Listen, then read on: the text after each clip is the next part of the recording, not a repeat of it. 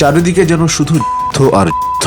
এই যুদ্ধের বিষাক্ত বাতাস যেন ভারত বাংলাদেশেও এসে পড়েছে। এর কারণ সাম্প্রতিক সময়ে বাংলাদেশ এবং ভারতের সম্পর্ক সবচেয়ে তিক্ততা এসে পৌঁছেছে। এর অন্যতম কারণ বাংলাদেশের বর্তমান রাজনৈতিক পট পরিবর্তন। দক্ষিণ এশিয়ার মানচিত্রে যখন ভূ রাজনৈতিক সমীকরণ দ্রুত বদলাতে থাকে, তখন অবধারিতভাবেই প্রশ্ন ওঠে আঞ্চলিক নিরাপত্তার স্থায়িত্ব নিয়ে।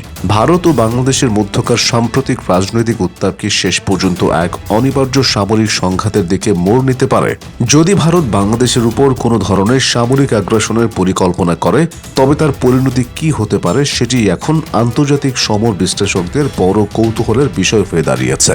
ভারত কি পারবে তার বিশাল সামরিক শক্তি দিয়ে বাংলাদেশকে পদানত করতে, নাকি এই সংঘাত ভারতের নিজের মানচিত্রকেই খণ্ড বিখণ্ড করে দেবে? পরিসংখ্যানের বিচারে ভারত বিশ্বের দ্বিতীয় বৃহত্তম সামরিক বাহিনী। প্রায় 13 লাখ সক্রিয় সৈন্যের এই দানবীয় শক্তির একটি বড় অংশই কিন্তু সবসময় সীমান্তে থাকতে পারে না।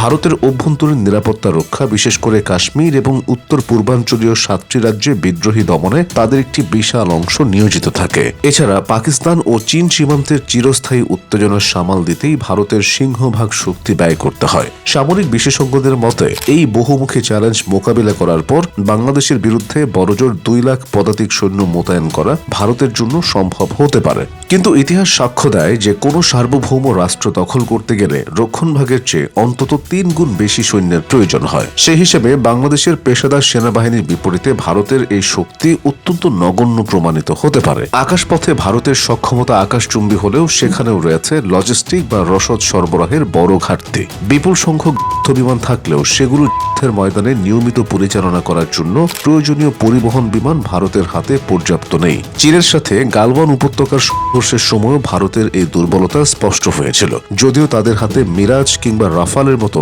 আধুনিক যুদ্ধবিমান রয়েছে, তবে সেগুলোর বড় অংশই চীন ও পাকিস্তানের মোকাবিলায় সার্বক্ষণিক প্রস্তুত রাখতে হয়। অন্যদিকে বাংলাদেশও কিন্তু হাত গুটিয়ে বসে নেই। তুরস্কের অত্যাধুনিক বাইরাক্তার TB2 ড্রোন এবং চীন থেকে আনা উভচর ট্যাঙ্কের মতো সমরাস্ত্র বাংলাদেশের প্রতিরক্ষা ব্যবস্থাকে এক নতুন উচ্চতায় নিয়ে গেছে। এর চেয়েও বড় শক্তি হলো বাহিনীর অভিজ্ঞতা এবং পেশাদারিত্ব। বাংলাদেশ সেনাবাহিনী জাতিসংঘের অধীনে বিশ্বের 43টিরও বেশি দেশে সরাসরি কাজ করার যে বিরল অভিজ্ঞতা অর্জন করেছে, তা ভারতীয় বাহিনীর নেই বললেই চলে।